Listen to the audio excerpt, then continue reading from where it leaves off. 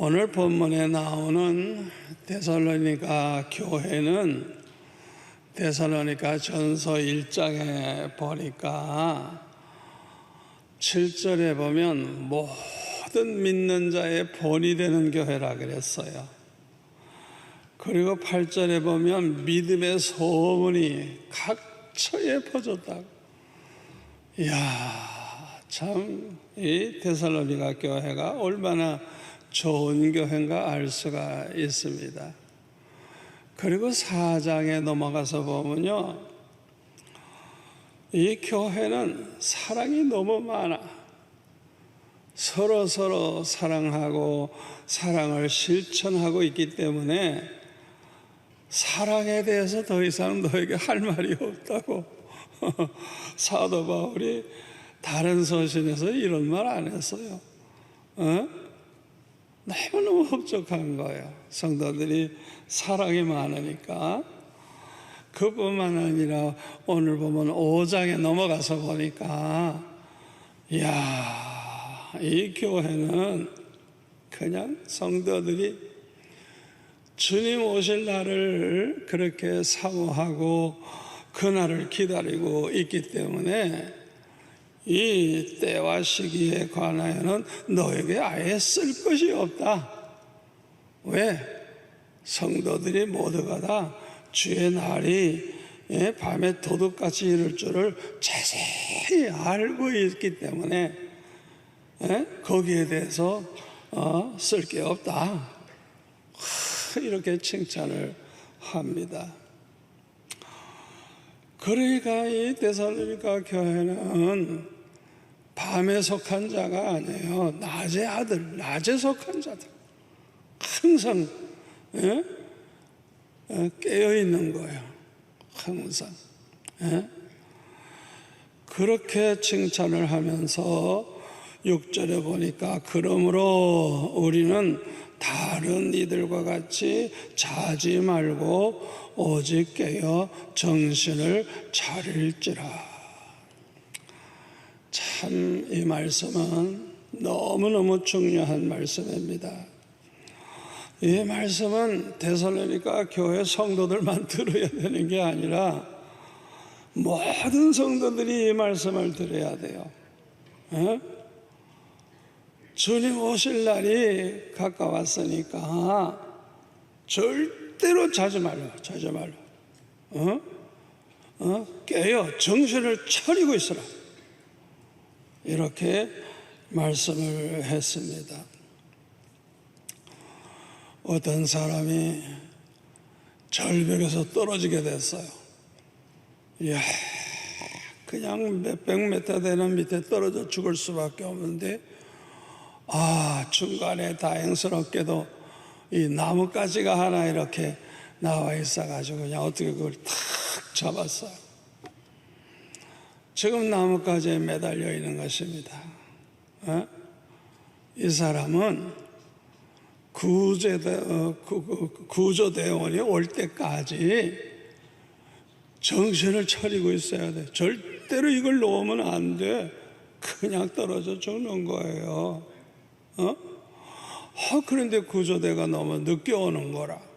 그래가지고 피곤하고 졸립고 팔이 아프고 그러다 보니까 깜빡 졸다가 이 놓친다고 하면 그 순간에 모든 게 다 끝나는 거예요. 그러니까 졸면 안 된다 이거예요.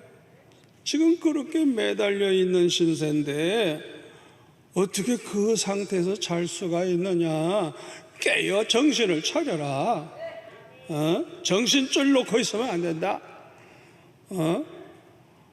오늘 주시는 말씀이 바로 그와 같은 말씀입니다. 저와 여러분은 지금요 꼭 이와 같은 시대에 살고 있어요. 지금 낭떠러지에서 떨어지다가 나무 하나 붙잡고 있는 사람과 같아요.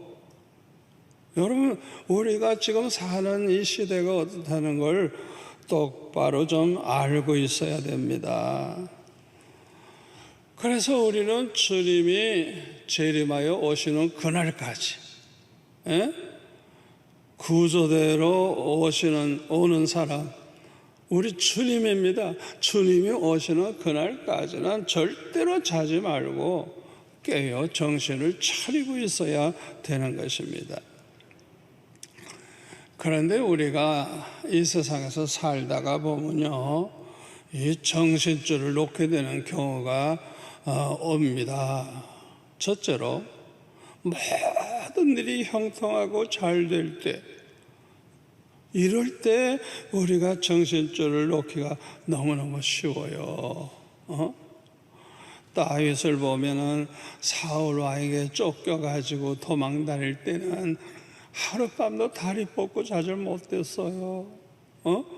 왜? 언제 잡으러 올지 모르니까 항상 불안한 가운데서 하나님 앞에 울부짖으면서 하나님 앞에 얼마나 기도를 많이 했는지 몰라요.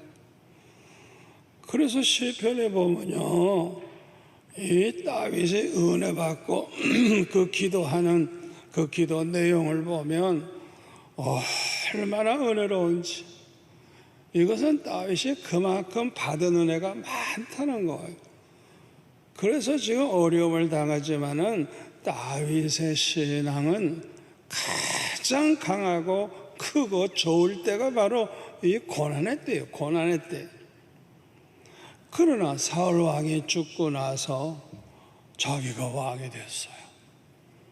아이고, 하나님이 축복하시는데요, 다윗에게 하나님이 함께 하셔서 어디로 가든지 이기게 하셨다는 거예요.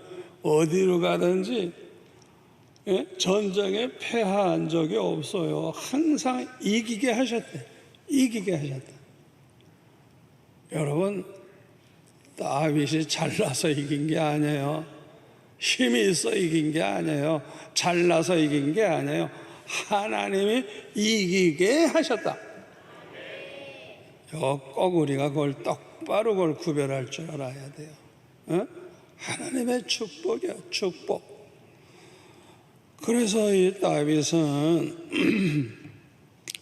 뭐 살기 위해서 도망친 일도 없어요. 그냥 전쟁했다 하면 다 이기니까.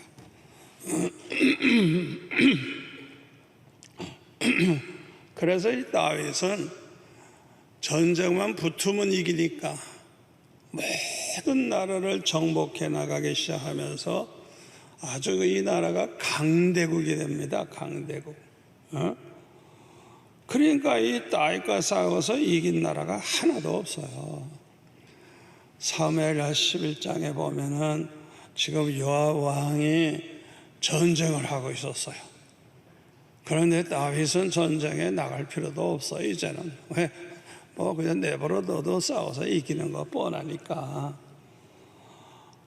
그러니까 이 다윗이 대낮에 낮잠을 푹 잔 거예요. 지나간 밤에 뭘 했는지 모르지만 피곤했던 모양이라.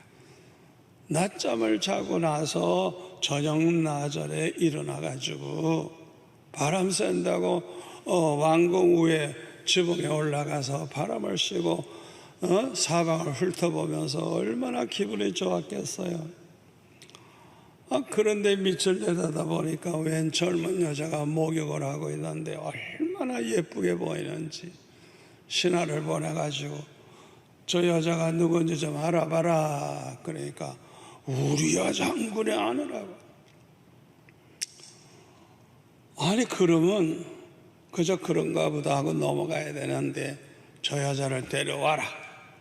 이래가지고 간음을 행해서 임신을 시키고 그걸 어떻게 해서든지 모면하기 위해서 전쟁터에 나가 있는 우리야 장군을 불러가지고 그저 그냥 술을 먹이고 그냥 먹을 거 많이 줘가지고 야 집에 가서 잘 쉬어라.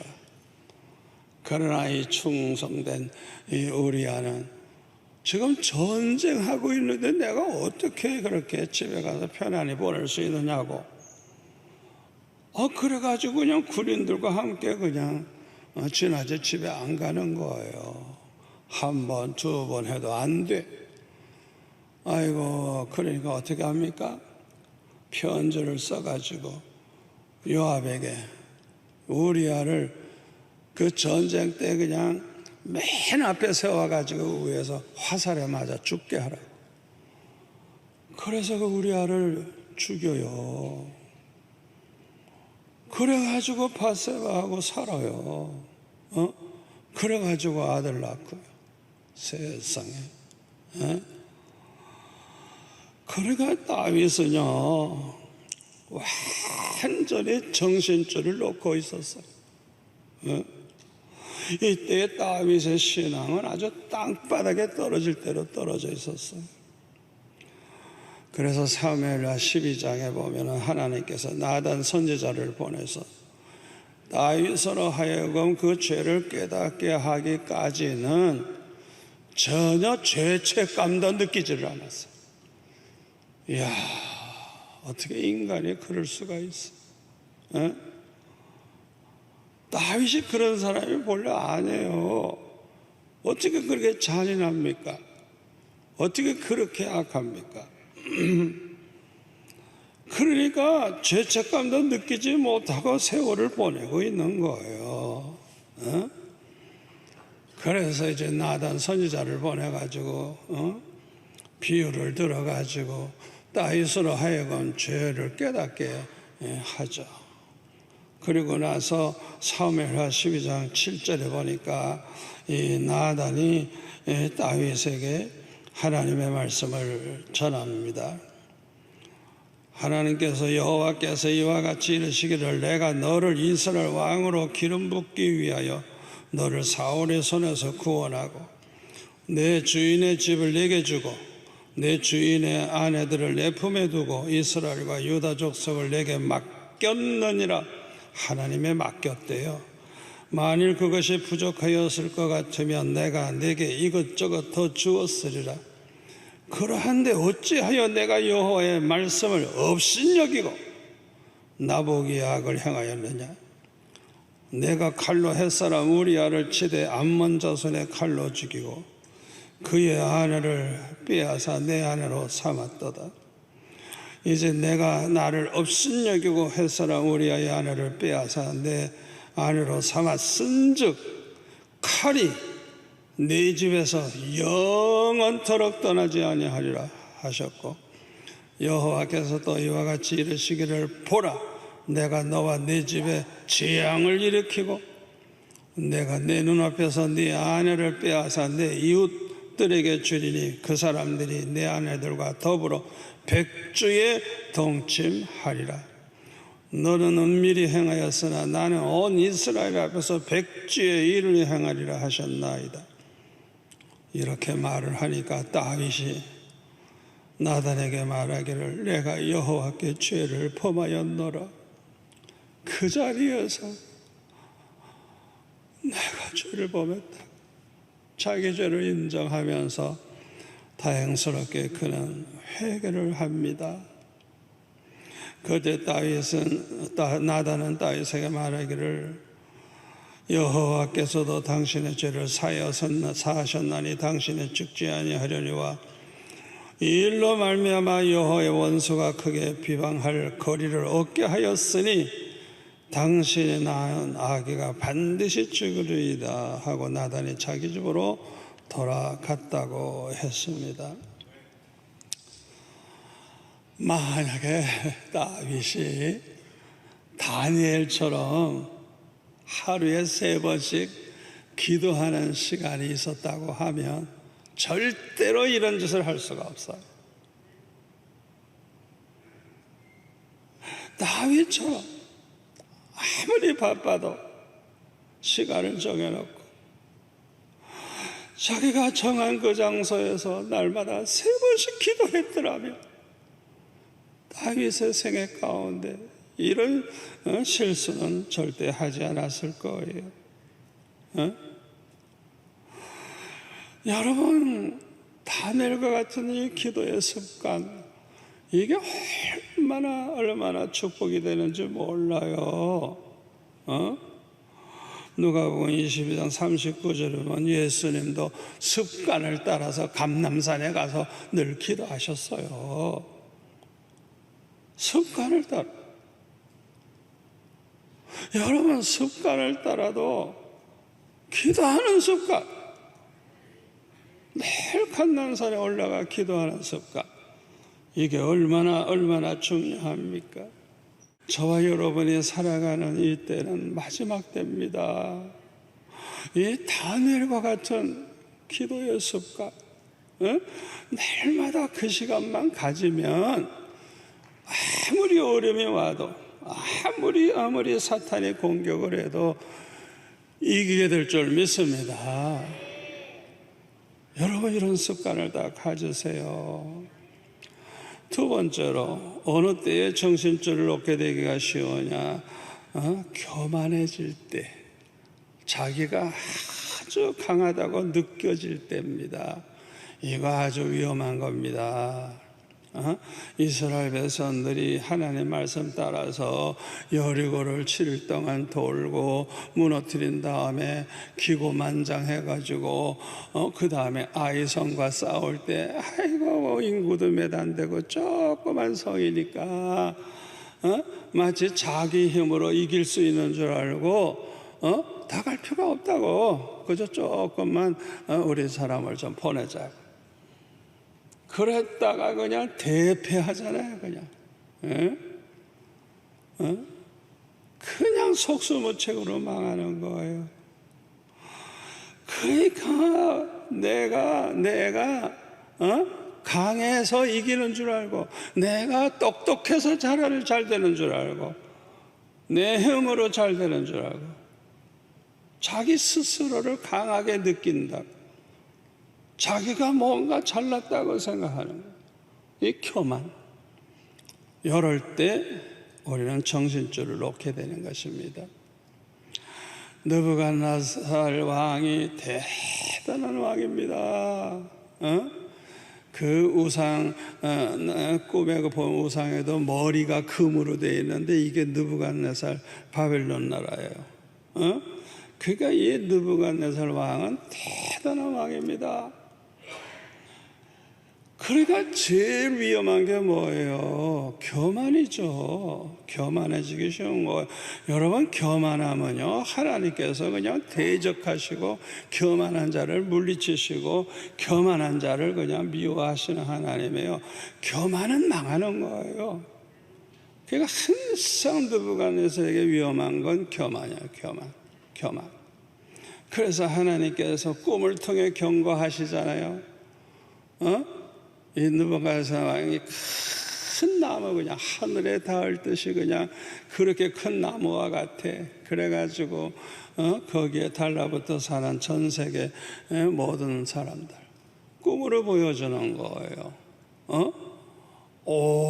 그런데 하나님께서 이제 너 교만하면 너는 짐승같이 돼가지고 소처럼 풀을 먹고 그렇게 이제 들에서 보낼 걸 이제 꿈을 통해서 보여주시죠. 그걸 이제 이 다니엘이 해몽을 해줘서 그렇구나, 정신을 차려갔구나 그랬는데 다니엘서 4장 28절에 보니까 29절에 보면 12달이 지난 후에 내가 바벨론 왕궁 지붕에 거닐세. 여기도 지붕에 있다가 또 문제가 생기네요. 나 왕이 말하여 이르되 이 큰 바벨론은 내가 능력과 권세로 건설하여 나의 도성으로 삼고 이것으로 내 위엄의 영광을 나타낸 것이 아니냐 하였더니 이 말이 아직도 나 왕의 입에 있을 때에 하늘에서 소리가 내려 이르되 느부갓네살 왕아, 내게 말하노니 나라의 위가 내게서 떠났느니라. 내가 사람에게서 쫓겨나서 들짐승과 함께 살면서 소처럼 풀을 먹을 것이요, 이와 같이 7대를 지내서 지극히 높으신 이가 사람의 나라를 다스리시며. 여러분, 우리 한국을 누가 다스려요? 하나님이 다스리십니다. 자기의 뜻대로 그것을 누구에게든지 주시는 줄 알기까지 이르리라 하시더라. 바로 그때에 이 일이 느부갓네살에게 응함으로 내가 사람에게 쫓겨나서 소처럼 풀을 먹으며 몸이 하늘에 이슬해졌고 머리털이 독수리 털과 같이 자랐고 손톱은 새발톱과 같이 되었더라 그랬어요. 그러니까 1년 만에 깜빡하고 잊어버린 거예요. 이 사람은 건망증이 세. 그렇게 경고를 했어도 결국에는 교만해가지고 꼭 뭐 자기가 말이지, 자기가 다 이렇게 자기 힘으로 된 줄 알고 착각을 하는 거예요. 착각. 여러분, 우리 교회가 내 힘으로 이렇게 부흥됐어요? 아니에요. 우리 주님은 아주 금방 저에게 책망하셨어요. 이 교회는 네가 잘나서, 네가 설교 잘해서, 네가 목회 잘해서 부흥하는 거 아니다. 이 교회는 내가 세웠다. 내가 내 백성들을 모아주고 있다. 주님이 저에게 그렇게 말씀하셨어요. 개척 초기에 얼마나 부흥이 되는지. 그러니까 저는 그때부터는 주님을 당회장으로 생각하고 나는 교육전도사같이 충성만 할 테니까 주님이 다 모든 걸 맡아주세요. 그러니까 내 머릿속에는 수영록교회 당회장은 주님이야, 주님. 모든 걸 내 마음대로 하면 안 돼요. 항상 당회장이신 주님 뜻대로만 하고 나는 심부름만 하면 되는 거예요, 심부름. 제가 평생 그 마음 가지고 목회를 하다가 보니까 얼마나 축복을 하시는지 그냥 제가 받은 복이 얼마나 큰지를 말할 수가 없어요. 이렇게 교만해지면 안 되기 때문에 사사기 6장에 보면은 이스라엘 백성들이 하나님을 저버리고 우상을 섬기니까 미디안을 보내가지고 7년 동안 다스리게 하는데요. 예를 들면 추수 때가 되잖아요. 그러면요, 이 사람들이 뭐냐 나귀를 끌고 오고 막 이래가지고 그냥 닥치는 대로 다 빼앗아 가지고 나귀에 싣고 당나귀에 싣고 이제 가는 거예요. 그러니까 아주 그냥 먹고 살 수가 없는 거예요. 그래서 이제 이 7년 됐을 때도 마찬가지가 이제 된 거예요. 똑같이 그냥 얼마나 많이 몰려왔는지 그냥 바닷가에 모래와 같이 그냥 그렇게 떼거리로 와서 다 쓸어가려고. 그때 하나님께서 그 울부짖는 이스라엘 백성들의 그 울부짖음을 들으시고 기도원을 세워가지고 말씀을 하시죠. 그래서 하나님 말씀 따라서 백성들을 모으니까 겨우 32,000명 얼마 되지도 않는데 3절에 보니까 이것도 너무나도 많다고 말씀하시는 거예요. 이는 이스라엘이 하나님을 거슬러 스스로 자랑하기를 내 손이 나를 구원하였다 할까 함이니라. 이것도 너무 많아. 그러니까 전쟁에 두려워서 떠는 사람 다 돌아가게 해. 그랬더니 22,000명이 돌아가고 10,000명이 남았어요. 그런데 이것도 많아. 그래가지고 물가에 데려가가지고 이렇게 이제 손으로 이렇게 물을 떠서 이렇게 핥아 먹는 사람들 300명 외에 막 무릎 꿇고 머리를 쳐박고 물을 먹는 이 바보 같은 인간들 전쟁터에 나와가지고 지금 그렇게 할 시간이 어디 있어요? 그래서 다 돌아가게 해라. 그래야지 겨우 300명을 데리고 나가 싸우게 하시잖아요. 이유가 뭐예요? 내 힘으로 내가 강해서 이겼다 이따우 소리 할까봐. 그거 하나 이유 때문에 그렇게 하신 거예요. 하나님이 얼마나 교만을 미워하시는가 알 수 있죠. 사도 바울 같은 경우도 보면 고린도서 12장 7절에 보니까 여러 계시를 받은 것이 지극히 크므로 너무 자만하지 않게 하시려고 내 육체에 까시고 사탄의 사자를 주셨으니 이는 나를 쳐서 너무 자만하지 않게 하려 하심이라. 받은 은혜가 너무 커 3층 전에까지 올라갔어. 죽은 지 14년 전에 죽은 사람도 만났어. 그냥 그거 다 간증하다 보면 우와, 사도 중에 사도구나. 뭐 그냥 자타가 공인하는 사도가 될 거예요. 그렇게 될까봐, 자만하고 교만해질까봐 하나님께서 그냥 육체에 가시 병을 주셨어요. 사탄의 사자, 사탄의 사자라 그랬어요. 이 마귀, 질병을 가져오는 이 질병 마귀, 여기 딱 그냥 들어와 있는 거예요. 그래서 이것이 8절에 떠나가게 하기 위해서 내가 3번 주께 간구하였더니 나에게 이르시기를 내 은혜가 내게 족하도다. 이는 내 능력이 약한 데서 온전하여 짐이라 하신지라. 그러므로 도리어 크게 기뻐함으로 나의 여러 약한 것들에 대하여 자랑하리니 이는 그리스도의 능력이 내게 머물게 하려 함이라. 그러므로 내가 그리스도를 위하여 약한 것들과 능력과 궁핍과 박해와 공고를 기뻐하노니 이는 내가 약한 그때에 강함이라. 내가 얼마나 연약한 것을 알 때 가장 주님을 의지하게 되잖아요. 이때 제일 강할 때라는 거야. 이야, 여기서 아주 놀라운 비밀을 우리가 깨닫게 돼요. 그러니까 절대로 착각을 하면 안 돼. 교만해지면 안 되는 거예요. 3번째로 세상 재미에 빠져서 하나님을 멀리 하게 될 때 정신줄을 놓게 되기가 아주 쉽습니다. 우선요, 우리가 세상 재미에 빠지면요, 기도 시간이 없어져요. 기도 시간이. 여러분, 세상 재미에 빠지면요, 기도 시간이 없어져요. 그리고요, 예배 시간을 소홀히 하게 돼요. 그래서 교회에 자꾸 빠지는 거예요. 왜? 너무 세상 재미가 나고 좋으니까. 여러분, 이거는 망하는 길이고 죽는 길이고 저주받는 길입니다. 절대로 이 마지막이 될수록 예배를 소홀히 하면 안 돼요.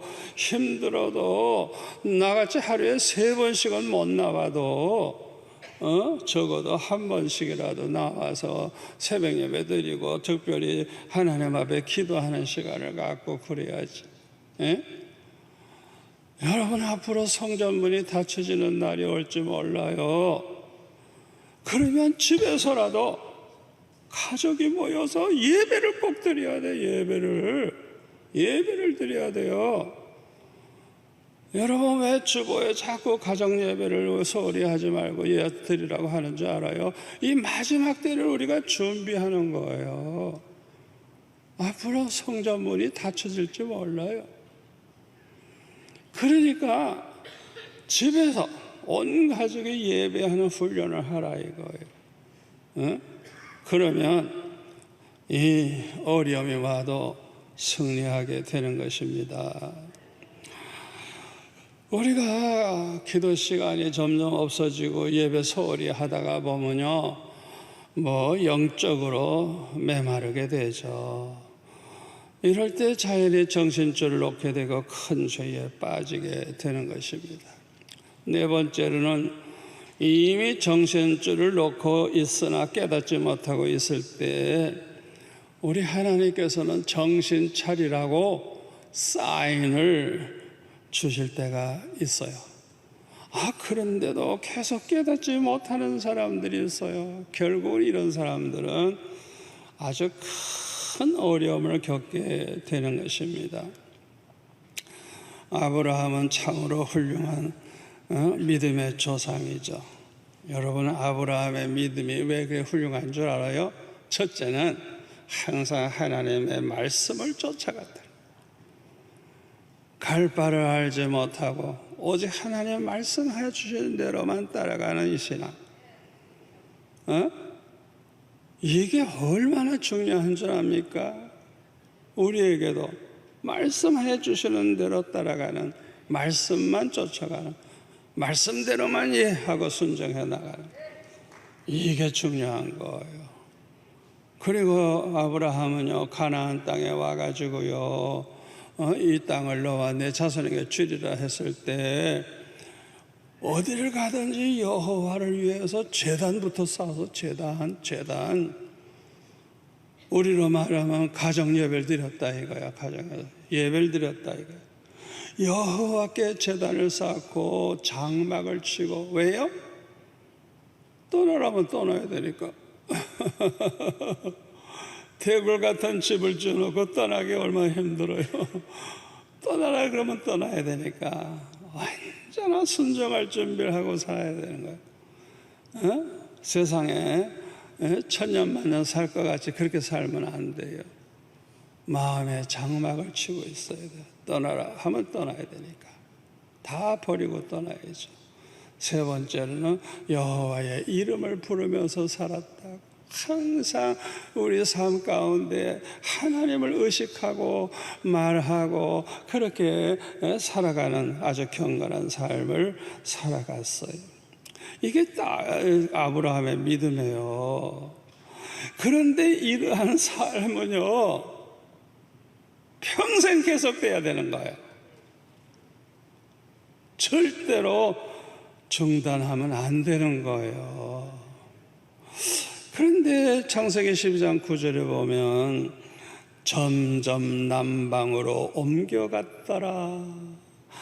여러분, 남방 요거는 애굽을 가리킵니다. 하나님께서 성경에 보면요, 절대로 애굽으로 내려가지 말라고 이삭 때에도 두 번째 흉년이 왔을 때 하나님 앞에 기도하니까 너 애굽으로만 내려가지 말고 내가 너에게 지시하는 땅에 거하라 말씀하셨어요. 그러면 하나님이 축복하시겠다고. 그래서 이삭은요, 애굽으로 안 갔어요. 그랄 지방에 거했는데 흉년된 그 해에 100배의 축복을 받았고 마침내 고부가 됐다. 고부. 흉년된 해에 하나님 말씀하신 대로 순종하니까. 애굽으로 내려가면 안 돼요. 그런데 이 아브라함이 자꾸 남쪽으로 스스스 움직이네요. 그전엔 그렇게 안 했어요. 말씀을 쫓아갔는데 그렇게 자꾸 그냥 애굽을 알게 되니까 자꾸 마음이 끌렸던 모양이에요. 예? 이런 상태에서는 아마 날마다 여호와를 위해 제단을 쌓고 장막을 치고 여호와의 이름을 부르는 그런 신앙을 그가 유지하지 못했을 거예요. 그러니까 이때 하나님이 주신 사인이 뭐냐? 기근입니다. 기근이 와서요, 남방으로 이렇게 옮기는 아브라함에게 기근을 주셨어요. 10절에 보세요. 그 땅의 기근이 심했다 그랬어요. 그러니까 아브라함의 영적 상태, 이 병든 상태, 영적 기근이 왔다가 그 다음에는 양식의 기근까지 온 거야. 이제 그것도 아주 심하게 온 거예요. 여러분, 이게 우연일까요? 아닙니다. 절대 주권은 하나님의 손에 있어요. 공중에 나는 참새 한 마리 떨어지는 것도 절대로 우연이 아닙니다. 하나님의 허락이 없이는 떨어지지 아니한다 그랬어요. 여러분, 그걸 우리가 알아야 돼요. 지금 이 기근이 온 게 우연히 온 거 아니에요. 이 아브라함이 정신을 못 차리고 있으니까 지금 이게 하나님이 주신 사인인데, 이 기근이 왔으니까 애굽으로 가야지, 이런 사고방식을 가지면 안 되는 거예요. 무릎을 꿇고 하나님 앞에 질문을 해야 돼요. 주여, 왜 기근을 주십니까? 말씀해 주세요. 내 자녀가 뭐 잘못했는지 가르쳐 주세요 하면서 부르짖어 해결해야 되는 거예요. 여러분, 오늘날 우리에게도 일어나고 있는 모든 일 얼마나 지금 어려움이 일어나고 있습니까? 이게 우연인 줄 압니까? 아니에요. 하나님이 하시는 거, 하나님이. 그러니까 하나님 앞에 무릎 꿇어야지. 하나님이 하시니까. 아버지, 왜 이러십니까? 따져야지. 하루에서 말씀 안 하시면 이틀 하고, 이틀에서도 말씀을 사흘하고, 아예 목숨 걸고 기도해 보세요. 나 같은 경우는 반드시 주님이 말씀하시고 책망하시고 깨우쳐 주시고, 평생 나는 그렇게 했어요. 왜 이렇게 문제가 있어도 기도 안 합니까? 우연인 줄 알아요? 그 악한 인간들이 지 맘대로 하는 줄 알아요? 아니에요. 하나님이 그 사람 세우지 않으면 절대 자기가 설 수가 없어요. 그런데 이 아브라함은요, 하나님 앞에 무릎 꿇어 기도하지도 아니하고 그냥 애굽으로 가요. 글쎄요. 말씀 쫓아가는 게 아니에요 지금. 그러니까 이 영적 상태가, 믿음이 너무 병들었으니까 얼마나 두려워.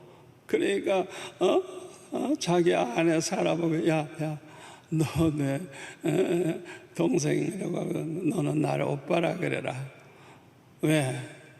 너무 예쁘니까 너 뺏어가면서 날 죽일 줄 모르니까 내가 살아야 되지 않겠니? 자, 이게 할 소리예요. 믿음 없는 소리지. 자기는 아내 뺏겨도 되고 자기만 살면 돼? 전혀 이 아브라함의 그 상태가 이게 잘못된 거예요. 결국 아내 바로에게 빼앗겼죠.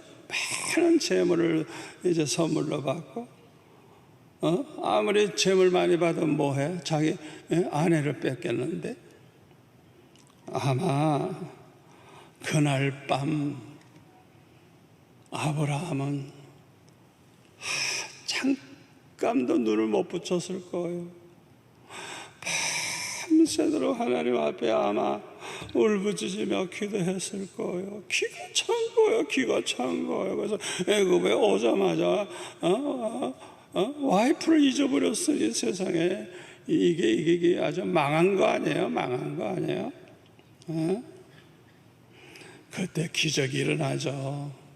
하나님께서 바로와 그 집안을 다 치시는 바람에 그래가지고 다시 돌려주죠. 그런데 책망을 하죠. 왜 네 아내라고 하지 않고 왜 동생이라고 했냐고 책망을 해서 망신당하죠. 그래가지고 이제 어떻게 해요? 가나안으로 다시 다 돌아오게 되죠. 우리가 이런 실수를 하지 아니하려면 우리가 아브라함의 처음 가졌던 그 믿음을 우리도 가지고 살아야 돼요. 언제나 하나님 말씀대로만 쫓아가는 삶, 하나님의 말씀해 주시면 그 음성을 따라 사는 삶, 또 하나는 언제나 어디를 가든지 제단을 쌓는 삶, 장막을 치고 언제나 순종할 준비하고 항상 여호와 이름을 부르면서 이런 삶을 우리가 꾸준히 해야 돼요. 변함이 없어야 돼요. 주님 오시는 날까지 끝까지 그렇게 해야 될 줄로 믿습니다. 결론의 말씀드립니다. 오늘날 우리 한국교회는 아주 큰 병이 들어 있습니다. 첫째는 말씀의 기근의 병입니다. 말씀의 기근. 아모스 8장 11절에 보면은 주 여호와의 말씀이니라 보라 날이 이를지라 내가 기근을 땅에 보내리니 양식이 없어 주림이 아니며 물이 없어 가람이 아니요 여호와의 말씀을 듣지 못한 기간이라. 사람이 이 바다에서 저 바다까지 북쪽에서 동쪽까지 비틀거리며 여호와의 말씀을 구하려고 돌아다녀도 얻지 못하리니 그날에 아름다운 처녀와 젊은 남자가 다 갈아여 쓰러지리라. 말씀의 기근이 오리라 했는데 드디어 우리 한국교회에 말씀의 기근이 왔어요. 하나님이 주시는 그 말씀, 생명의 말씀, 그 말씀만 들으면 생수의 강같이 흘러넘쳐서 은혜가 넘치는 그런 말씀을 들을 수가 없어요. 들을 수가 없어요. 저는 그 말씀의 은혜를 사모하기 때문에 그냥 훌륭하신 목사님들의 설교를 많이 들었어요. 옛날에는 그냥 한 주간에 수십 편을 듣기 위해서 심지어는 밥 먹으면서도 거꾸로 들으면서 그렇게 밥을 먹었어요. 그러니까 대화를 못 하잖아요. 우리 같이 사는 그분이 화가 나가지고 귀만 꽂고 오면 밥 안 주겠대. 그래서 그 다음부터 밥 먹은 때 빼놓고 잘 때도 말씀 듣다가 자고 일어나도 말씀 듣고, 그래서 어떻게 해서든지 내가 은혜를 받아야 사니까. 근데 이제는 아무리 뒤져봐도 정말 은혜가 되는 말씀을 들을 수가 없어. 어떻게 이렇게 설교들은 잘하는지. 말을 너무 잘해, 너무 잘해. 어디서 그런 자료를 뽑아서 하는지 기가 차, 기가 차. 그러나 하나님이 주시는 음성을 듣고 하는 게 아니야. 가장 인간의 귀를 즐겁게 해주고, 많은 성도들이 그냥 예배 시간에 그냥 듣고 좋아서 그저 좋다, 이게 은혜 받은 줄 알고 그로 돌아가. 실제로는 말씀의 기근이 왔는데, 이게 이미 한국 교회가 병이 든 거예요. 두 번째로는 성도들이 말씀을 들어도 행하지 않는 병에 걸려 있어요. 행치 않는 것은 죽은 믿음이라 그랬잖아요. 죽은 믿음.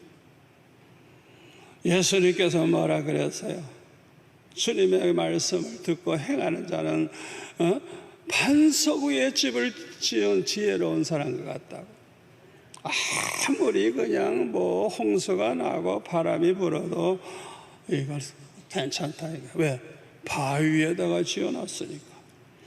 그러나 말씀 듣고 행치 않는, 행함이 없는 사람들은 모래 위에다 집을 지은 것 같아서 그냥 쓸어 내려간다 이거야. 그냥.